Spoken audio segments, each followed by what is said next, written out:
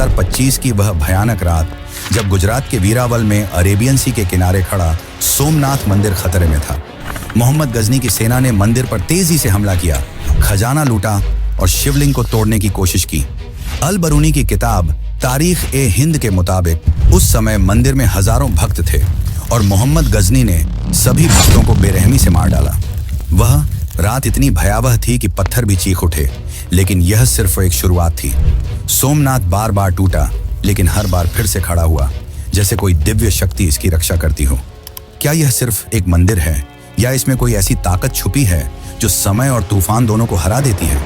क्यों सोमनाथ को भारत की आत्मा कहा जाता है और कैसे यह हजारों साल पुराना शिवलिंग आज भी अपनी चमक बरकरार रखता है? सोमनाथ मंदिर, जो भगवान शिव के 12 ज्योतिर्लिंगों में पहला माना जाता है, सिर्फ एक तीर्थ स्थल नहीं बल्कि रहस्यों का एक बड़ा खजाना है। कहते हैं यहाँ का शिवलिंग कभी हवा में तैरता था। क्या यह पुराने भारत की इंजीनियरिंग का अद्भुत नमूना था या कोई दिव्य शक्ति का राज?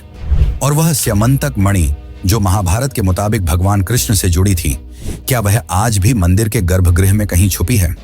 2020 में जब IIT गांधीनगर के पुरातत्व विशेषज्ञों ने मंदिर के नीचे खुदाई की तो एक 3 मंजिला इमारत का पता चला।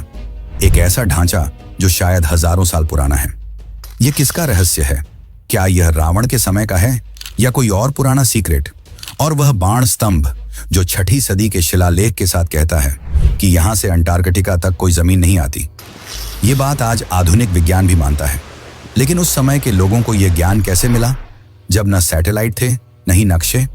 सोमनाथ की कहानी सिर्फ हमलों और तूफान की नहीं बल्कि पौराणिक कथाओं से भी जुड़ी है। स्कंद पुराण कहता है कि यह मंदिर चंद्रदेव ने बनाया जब उन्होंने दक्ष के श्राप से मुक्ति पाने के लिए यहाँ शिव जी की तपस्या की। यह वह स्थल है जहाँ त्रिवेणी संगम, कपिला, हिरण और सरस्वती नदियों का मिलन होता है। कहते हैं सतयुग में चंद्रदेव ने इसे सोने से बनाया, त्रेता युग में रावण ने चांदी से और द्वापर युग में भगवान कृष्ण ने चंदन की लकड़ी से। लेकिन क्या यह सिर्फ कथाएं हैं या इनमें कोई सच्चाई छुपी है? और अगर यह सच है तो वह सोने चांदी के मंदिर कहाँ गए? और दोस्तों, सोमनाथ के आसपास बहती गोमती नदी का एक अजीब रहस्य है। हर रोज सुबह इसका पानी बढ़ता है और रात को घट जाता है। वैज्ञानिक इसे समझ नहीं पाए, लेकिन स्थानीय लोग कहते हैं यह शिव की माया है और वह अरेबियन सी जो हजारों साल से मंदिर के पास बहता है, उसने कभी इसे नुकसान नहीं पहुंचाया। कई तूफान आए, समुद्र के उफनते पानी ने दुनिया के कई हिस्सों को तबाह किया, लेकिन सोमनाथ अपनी जगह पर अडिग रहा। क्या यह सिर्फ संयोग है या प्रकृति खुद इस मंदिर की रक्षा करती है? यह मंदिर सिर्फ एक धार्मिक स्थल नहीं बल्कि भारत के उस सनातन जीवन का प्रतीक है जो हर संकट के बाद फिर से उभरता है। कहते हैं इस मंदिर पर 17 बार हमले हुए, लेकिन हर बार यह और भी शानदार रूप में उभरा। क्या इसकी नींव में कोई ऐसा मंत्र छुपा है जो इसे अमर बनाता है? आज भी हर साल लाखों भक्त यहाँ अपनी मनोकामना लेकर आते हैं और कहते हैं कि सोमनाथ के दर्शन से हर पाप धुल जाता है। तो दोस्तों, क्या आप तैयार हैं इस रहस्यमयी यात्रा के लिए? यह कहानी सिर्फ एक मंदिर की नहीं बल्कि उस आस्था की है जो हजारों साल से चलती आ रही है। इस सफर में हम खोलेंगे सोमनाथ के वह राज जो आपके होश उड़ा देंगे। क्या यह मंदिर सच में चंद्रदेव ने बनाया? क्या स्यमंतक मणि आज भी यहाँ है? बाण स्तंभ का यह ज्ञान कैसे मिला? और वह 3 मंजिला इमारत का राज क्या है? तो बने रहिए हमारे साथ और कमेंट में हर हर महादेव जरूर लिखिए। अगर यह कहानी आपको पसंद आ रही है तो वीडियो को लाइक करें और चैनल को सब्सक्राइब करना ना भूलें। चलिए शुरू करते हैं सोमनाथ मंदिर के इस अद्भुत और रहस्य से भरे सफर को।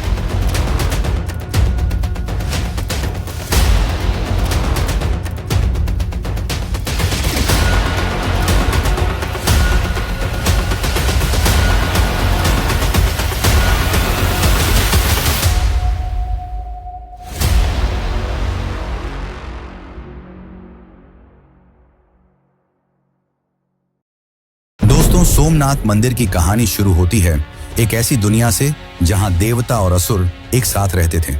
यह है सत्य युग की बात, जब स्वर्ग में चंद्रदेव यानी चंद्रमा अपने रूप और तेज के लिए जाने जाते थे। स्कंद पुराण और ऋग्वेद के मुताबिक चंद्रदेव की कहानी एक ऐसी कथा है जो सोमनाथ मंदिर के जन्म से जुड़ी है। तो चलिए इस पौराणिक सफर पे चलते हैं और जानते हैं कि कैसे यह मंदिर बना भारत का पहला ज्योतिर्लिंग। चंद्रदेव एक सुंदर और तेजोमयी देवता थे जिन्होंने राजा दक्ष की 27 कन्याओं से विवाह किया था। इनमें से एक थी रोहिणी, जो अपने रूप और मनमोहक स्वभाव के लिए सबसे अलग थी।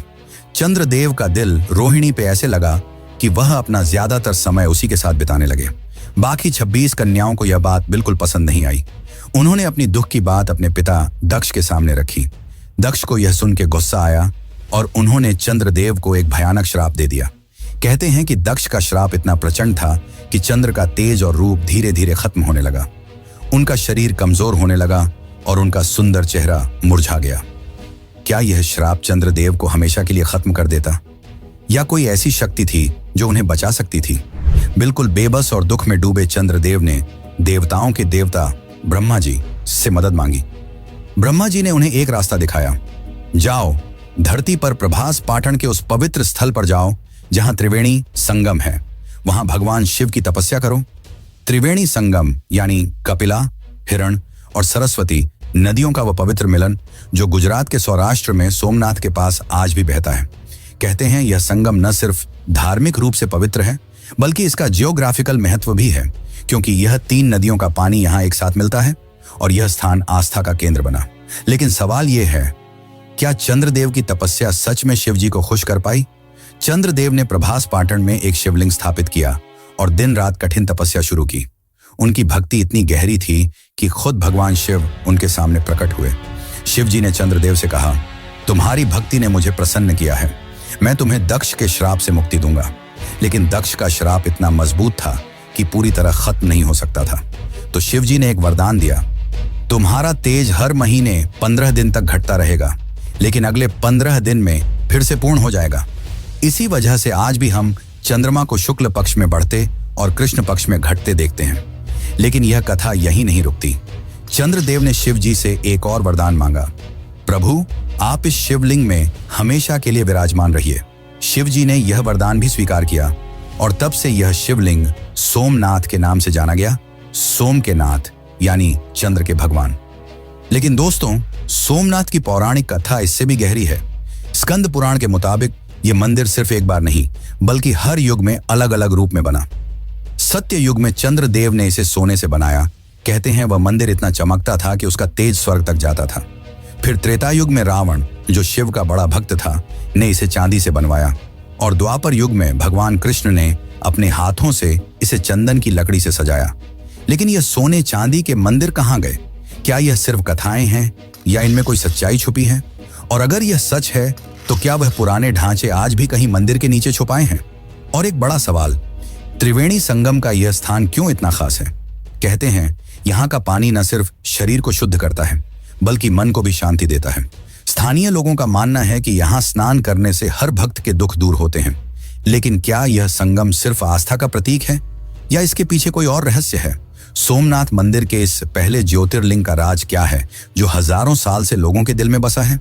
तो दोस्तों, यह थी सोमनाथ की पौराणिक कथा, लेकिन यह सिर्फ शुरुआत है। इस कथा के बाद हम जानेंगे कि कैसे यह मंदिर बार बार टूटा लेकिन हर बार फिर से खड़ा हुआ।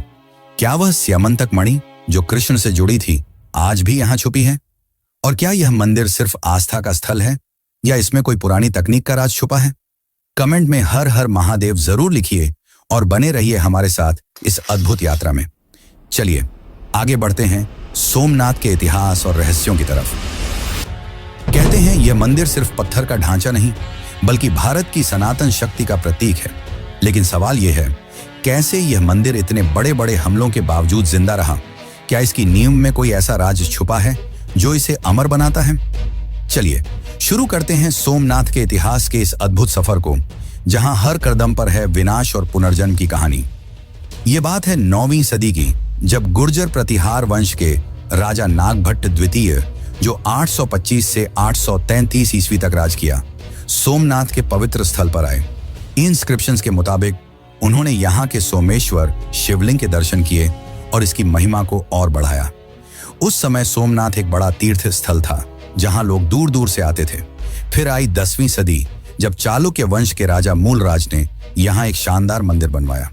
कहते हैं यह मंदिर इतना भव्य था कि उसकी चमक समुद्र के पार तक जाती थी। लेकिन क्या यह मंदिर सच में मूलराज ने बनवाया या यह सिर्फ एक कथा है? और अगर यह सच है तो क्या उस मंदिर का कोई हिस्सा आज भी यहाँ छुपा है? लेकिन दोस्तों, सोमनाथ का यह शानदार सफर 1025 ईस्वी में एक बड़े संकट से टकराया। अफगान शासक मोहम्मद गजनी ने अपनी सेना के साथ वीरावल पर हमला किया। अल बिरूनी जो उसके साथ था और उसने तारीख हिंद लिखी, कहता है कि सोमनाथ का खजाना इतना बड़ा था कि उसकी चमक दुनिया भर में मशहूर थी। गजनी ने मंदिर का खजाना लूटा और शिवलिंग को भी नुकसान पहुंचाने की कोशिश की। हजारों भक्तों ने अपनी जान गंवाई, लेकिन मंदिर की रूह को कोई नहीं मिटा सका। क्या यह मंदिर सिर्फ अपने खजाने के लिए निशाना बना या इसके पीछे कोई और बड़ा राज था? फिर आया 1299 ईस्वी का वह समय जब दिल्ली सल्तनत के अलाउद्दीन खिलजी के सिपाही उलूग खान के लीडरशिप में सोमनाथ पर दोबारा हमला किया। इस बार भी मंदिर का खजाना लूटा गया और उसकी भव्यता को नुकसान पहुंचा। लेकिन एक नायक उभरा, जालौर का वीरमदेव, जिन्होंने खिलजी की सेना के खिलाफ लड़ाई लड़ी और कुछ खजाने को वापस लेने की कोशिश की।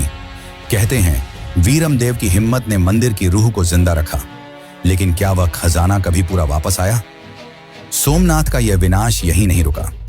1395 ईस्वी में जफर खान ने, जो गुजरात का गवर्नर था, मंदिर पर फिर से हमला किया। फिर 1451 ईस्वी में महमूद बेगड़ा ने इसे निशाना बनाया और सबसे बड़ा संकट आया 17वीं सदी में, जब मुगल शासक औरंगजेब ने 1665 और 1206 में मंदिर को पूरा वीरान कर दिया। कहते हैं उस समय मंदिर के पत्थर भी टूट चुके थे और भक्त दूर दूर तक बिखर गए। लेकिन सवाल यह है, इतने बड़े हमलों के बावजूद सोमनाथ का नाम क्यों जिंदा रहा? क्या यह मंदिर सिर्फ एक स्थल था या इसमें कोई ऐसी शक्ति थी जो हर बार इसे जिंदा करती थी? लेकिन दोस्तों, सोमनाथ की कहानी सिर्फ विनाश की नहीं बल्कि पुनर्जन्म की भी है। 12वीं सदी में 1143 से 1162 ईस्वी तक चालुक्य राजा कुमारपाल ने एक मजबूत पत्थर का मंदिर बनवाया जो सोमनाथ की रूह को फिर से जगा गया। फिर 14वीं सदी में 1308 से 1371 ईस्वी तक चूड़ासमा वंश के राजाओं महिपाल और ठेंगरा ने मंदिर के लिए अपना योगदान दिया। कहते हैं उन्होंने मंदिर की सेवा की और भक्तों को फिर से एकत्रित किया। लेकिन असली चमत्कार हुआ 1883 ईस्वी में, जब मराठा रानी अहिल्याबाई होलकर ने सोमनाथ के लिए एक नई रोशनी जलाई। उन्होंने एक छोटा लेकिन पवित्र मंदिर बनवाया जो आज भी ओल्ड सोमनाथ या अहिल्याबाई टेम्पल के नाम से जाना जाता है। अहिल्याबाई के इस काम ने सोमनाथ की रूह को हमेशा के लिए जिंदा रखा और उनका यह मंदिर आज भी उसी शक्ति को लेकर चलता है। और फिर आया वह पल जो सोमनाथ के इतिहास का सबसे शानदार दौर था। 1950 ईस्वी ईस्वी भारत के लोहे के पुरुष सरदार वल्लभ भाई पटेल और डॉ राजेंद्र प्रसाद के लीडरशिप में सोमनाथ मंदिर को एक नए रूप में बनाया गया। 11 मई 1951 को जब यह मंदिर दोबारा खुला तो लाखों लोगों ने हर हर महादेव के नारे लगाए। आर्कियोलॉजिकल सर्वे ऑफ इंडिया के मुताबिक यह नई इमारत चालुक्य स्टाइल आर्किटेक्चर का एक अद्भुत नमूना है, जिसका 150 फुट का शिखर आज भी सबको मोहित करता है। तो दोस्तों, यह था सोमनाथ का इतिहास, विनाश और पुनर्जन्म का एक अद्भुत सफर। लेकिन यह कहानी यही नहीं रुकती। आगे हम जानेंगे कि कैसे यह मंदिर रहस्यों का खजाना बना। क्या वह शिवलिंग सच में हवा में तैरता था? और क्या स्यमंतक मणि आज भी यहाँ छुपी है? तो बने रहिए हमारे साथ इस यात्रा में, क्योंकि सोमनाथ के राज अभी बाकी हैं।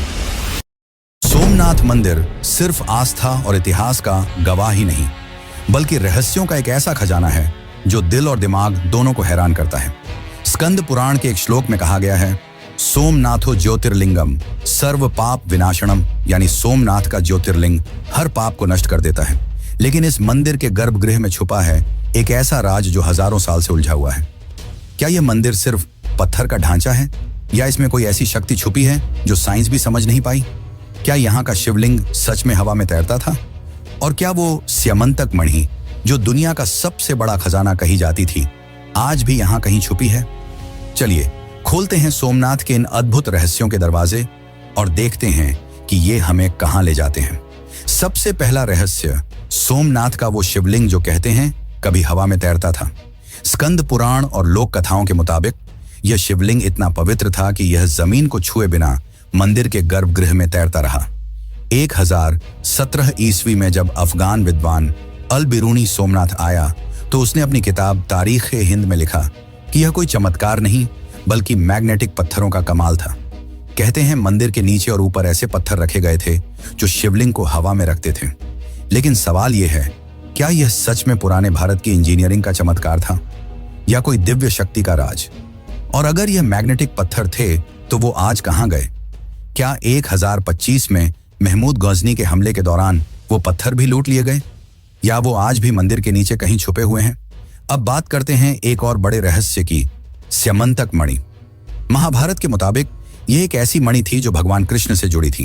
कहते हैं यह मणि इतनी शक्तिशाली थी कि वह अपने आसपास धन दौलत और ऊर्जा फैलाती थी। पुराणों में कहा गया है कि स्यमंतक मणि को सोमनाथ के शिवलिंग के अंदर छुपाया गया था ताकि कोई इसे चुरा न सके। लेकिन जब 1025 में गजनी ने मंदिर पर हमला किया तो क्या वो इस मणि के पीछे था? कहते हैं उसने मंदिर का खजाना लूटा, लेकिन स्यमंतक मणि का कोई पता नहीं चला। क्या यह मणि आज भी मंदिर के गर्भगृह में कहीं छुपी है, या क्या यह एक ऐसी कथा है जो सिर्फ भक्तों के दिल में जिंदा है? और अगर यह मणि सच में यहाँ है तो क्या इसकी शक्ति आज भी मंदिर के आसपास महसूस होती है? फिर आता है सोमनाथ का वो रहस्य जो दुनिया भर के वैज्ञानिकों को हैरान करता है, बाण स्तंभ। मंदिर के पास एक छोटा सा स्तंभ है जिसमें 6ठी शताब्दी का एक शिलालेख लिखा है। इसमें कहा गया है कि यहाँ से समुद्र के रास्ते अंटार्कटिका तक कोई भी जमीन नहीं आती। ये बात आज मॉडर्न साइंस भी मानती है। सोमनाथ से साउथ पोल तक एक सीधी लाइन में कोई भी लैंडमार्क नहीं है। लेकिन यह सवाल दिल को छू जाता है, जब 6ठी सदी में न सैटेलाइट थे न ही गूगल मैप्स, तो पुराने भारत के लोगों को यह ज्ञान कैसे मिला? क्या यह सिर्फ एक संयोग था या कोई पुरानी विद्या का राज? और क्या यह शिलालेख कोई बड़ा संदेश छुपाए हुए है जो हम आज भी समझ नहीं पाए? अब चलिए मंदिर के पास बहती गोमती नदी के एक अजीब रहस्य की बात करते हैं। लोकल लोग कहते हैं कि गोमती का पानी हर रोज सुबह बढ़ता है और शाम को घट जाता है। यह ऐसा चमत्कार है जो वैज्ञानिक भी समझ नहीं पाए। कहते हैं यह शिव की माया है जो नदी के पानी को हर दिन एक नए रूप में लाती है। लेकिन क्या यह सिर्फ एक प्राकृतिक घटना है या इसके पीछे कोई बड़ा रहस्य छुपा है? ASI की कुछ रिपोर्ट्स के मुताबिक सोमनाथ के आसपास का जमीनी स्ट्रक्चर इतना अलग है कि यह पानी के फ्लो को अफेक्ट करता है। और दोस्तों, अरब सागर का वो राज जो सबको हैरान करता है। हजारों साल से यह समुद्र सोमनाथ के पास बहता है, लेकिन कभी इसने मंदिर को नुकसान नहीं पहुंचाया। कई तूफान आए, समुद्र के उफनते पानी ने दुनिया के कई हिस्सों को तबाह किया, लेकिन सोमनाथ अपनी जगह पर अडिग रहा। कहते हैं यह शिव की रक्षा का चमत्कार है। लोकल लोग एक कथा सुनाते हैं, जब भी कोई बड़ा तूफान आता है समुद्र का पानी मंदिर के पास आकर शांत हो जाता है। क्या यह सिर्फ संयोग है या प्रकृति खुद इस मंदिर की हिफाजत करती है? और अगर यह सच है तो क्या मंदिर के नीचे कोई ऐसी शक्ति है जो समुद्र को भी रोक लेती है? अब एक और बड़ा राज, 2020 की वो खुदाई जो IIT गांधीनगर के पुरातत्व एक्सपर्ट्स ने की। उन्होंने ग्राउंड पेनेट्रेटिंग रडार का इस्तेमाल करके मंदिर के नीचे एक 3 मंजिला इमारत का पता लगाया। ASI की रिपोर्ट्स के मुताबिक यह ढांचा शायद हजारों साल पुराना है, लेकिन इसका असली समय या मकसद आज भी एक राज है। क्या यह वो पुराना मंदिर है जो सतयुग में चंद्रदेव ने बनवाया था, या क्या यह कोई सीक्रेट टेम्पल का हिस्सा है जो इन्वेडर्स से छुपाया गया था? और अगर यह इतना पुराना है तो क्या इसमें स्यमंतक मणि या कोई और खजाना छुपा है? यह सवाल आज भी वैज्ञानिकों के लिए एक पहेली बना हुआ है। और एक बात, स्कंद पुराण के मुताबिक सोमनाथ मंदिर का नाम हर युग में बदला। सतयुग में इसे सोमनाथ कहा गया, त्रेता युग में प्राणनाथ, द्वापर युग में भैरवनाथ और कलयुग में फिर से सोमनाथ। लेकिन पुराण कहते हैं कि भविष्य में यह प्राणनाथ के नाम से जाना जाएगा। क्या यह नाम बदलने की कथा सिर्फ एक पौराणिक बात है या इसके पीछे कोई बड़ा संदेश छुपा है? और क्या यह मंदिर भविष्य के लिए कोई बड़ा राज रखता है? तो दोस्तों, ये थे सोमनाथ के वो रहस्य जो दिल और दिमाग दोनों को छू जाते हैं। लेकिन यह कहानी यहीं नहीं रुकती। आगे हम जानेंगे कि सोमनाथ आज भी क्यों एक बड़ा तीर्थ स्थल है। क्या यह मंदिर सिर्फ आस्था का केंद्र है या इसके रहस्य आज भी हमें कुछ नया सिखाते हैं? तो बने रहिए हमारे साथ इस यात्रा में, क्योंकि सोमनाथ के और भी राज खुलने बाकी हैं। दोस्तों, सोमनाथ मंदिर की कहानी पौराणिक कथाओं से शुरू हुई, इतिहास के तूफानों से गुजरी और रहस्यों के दरवाजे खुले। लेकिन आज यह मंदिर सिर्फ एक पुरानी कथा या राज नहीं, बल्कि भारत की आस्था और संस्कृति का एक जिंदा केंद्र है। एक श्लोक कहता है, सोमनाथ दर्शनम पुण्यम सर्व कामना सिद्धिदम, यानी सोमनाथ के दर्शन से हर मनोकामना पूरी होती है। आज हर साल लाखों भक्त यहाँ आते हैं, अपने दुख दर्द छोड़कर शांति और शक्ति ले जाते हैं। लेकिन सवाल यह है, क्या सोमनाथ आज भी उतना ही खास है जैसा हजारों साल पहले था? क्या इस मंदिर में ऐसी शक्ति है जो आज के मॉडर्न जमाने में भी लोगों के दिल को जोड़ती है? चलिए देखते हैं कैसे सोमनाथ आज भी भारत का दिल है। आज सोमनाथ मंदिर दुनिया के सबसे बड़े तीर्थ स्थलों में से एक है। टेम्पल एडमिनिस्ट्रेशन के मुताबिक हर साल 20 से 30 लाख भक्त यहाँ दर्शन के लिए आते हैं। होली, शिवरात्रि और श्रावण महीने में यहाँ इतनी भीड़ होती है कि वीरावल का हर रास्ता हर हर महादेव के नारों से गूंज उठता है। ये भक्त सिर्फ भारत से नहीं बल्कि विदेशों से भी आते हैं, अमेरिका, ऑस्ट्रेलिया और यूरोप तक। कहते हैं यहाँ का शिवलिंग आज भी वही शक्ति रखता है जो चंद्रदेव के समय में था। लेकिन क्या यह सिर्फ आस्था है या इस मंदिर के पत्थर और हवा में कुछ खास बात छुपी है? और क्यों लोग आज भी यहाँ अपनी जिंदगी के सबसे बड़े सपने लेकर आते हैं? सोमनाथ की शानदार इमारत आज के जमाने में भी सबको मोहित करती है। आर्कियोलॉजिकल सर्वे ऑफ इंडिया के रिकॉर्ड्स के मुताबिक यह मंदिर चालुक्य स्टाइल आर्किटेक्चर का एक अद्भुत नमूना है। इसके एक 150 फुट ऊंचे शिखर पर 10 टन का कलश है जो सूरज की रोशनी में चमकता है, और मंदिर के ऊपर 27 फुट लंबा एक ध्वज है जो हर 6 महीने में बदला जाता है, एक बड़े समारोह के साथ। यह शिखर और ध्वज न सिर्फ मंदिर की सुंदरता बढ़ाते हैं बल्कि इसकी सनातन शक्ति को भी दिखाते हैं। कहते हैं इस शिखर के नीचे खड़े होने से एक अलग सी शांति मिलती है। लेकिन क्या यह शिखर सिर्फ एक डिजाइन है या इसमें कोई पुराना मंत्र छुपा है जो आज भी काम करता है? सोमनाथ सिर्फ भक्तों के लिए ही नहीं बल्कि वीरावल के लोकल लोगों के लिए भी एक जीवन रेखा है। गुजरात टूरिज्म डिपार्टमेंट के डेटा के मुताबिक सोमनाथ मंदिर की वजह से हर साल वीरावल में करोड़ों का टूरिज्म बिजनेस होता है। यहाँ के होटल, दुकानें और ट्रांसपोर्ट सब इस मंदिर के कारण चलते हैं। लोकल लोग कहते हैं कि सोमनाथ उनका घर चलाता है, उनकी रोजी रोटी देता है। लेकिन इसके साथ एक और बात है, मंदिर के आसपास का बाजार न सिर्फ व्यापार का केंद्र है बल्कि संस्कृति का भी प्रतीक है। यहाँ के छोटे दुकानों में मिलने वाले शिवलिंग, रुद्राक्ष और प्रसाद लोगों के दिल में आस्था जगाते हैं। लेकिन सवाल यह है, क्या यह मंदिर सिर्फ इकोनॉमी के लिए है या यह वीरावल के लोगों की रूह में बसा है? सोमनाथ की कहानी में एक और गहरा राज छुपा है जो चंद्रदेव से शुरू हुई थी। वो कथा दक्ष और उनकी पुत्री सती से जुड़ी है। सती का शिव जी से प्रेम, उनका बलिदान और फिर शिव जी का वैराग्य। ये कथा सोमनाथ के ज्योतिर्लिंग से एक गहरा संबंध रखती है क्योंकि शिव जी की शक्ति यहाँ हर पल महसूस होती है। अगर आप इस कथा को और गहराई से जानना चाहते हैं तो हमारी सती कथा वाली वीडियो जरूर देखें। एक ऐसी कहानी जो आपके दिल को छू जाएगी और शिव सती के प्रेम को एक नए रूप में दिखाएगी। तो अभी जाकर देखो और उस रहस्य को खोलो।